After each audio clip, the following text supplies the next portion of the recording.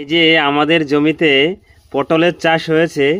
তো একটা পটলের যেটা খাদ্য হিসাবে মানে ভালো ফলন দেবে এই সুইজি কোম্পানির যে সুইজি যে প্রোডাক্টটা আরপিসি, এই যে আমার বাবা মেশাচ্ছে, এটা হচ্ছে গিয়ে খুব উচ্চ ফলনশীল, মানে বা গাছের গ্রোথ খুব ভালো করবে এবং পটলের মানে খুব বৃদ্ধি হবে এবং প্রচুর পরিমাণে পটল ধরে।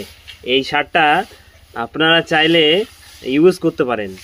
এবং শুধু যে পটলে তা নয়, বিভিন্ন ভেন্ডি হতে পারে, পেঁয়াজ হতে পারে, বেগুন হতে পারে, এই সমস্ত কিছুতে কিন্তু ইউজ করা যেতে পারে এবং খুব ভালো ফলন দেয়। আরও সবচেয়ে ভালো ফলন পাওয়া যেতে পারে যদি ডিএপি সারের সঙ্গে যদি এটাকে মিশিয়ে দেওয়া হয়।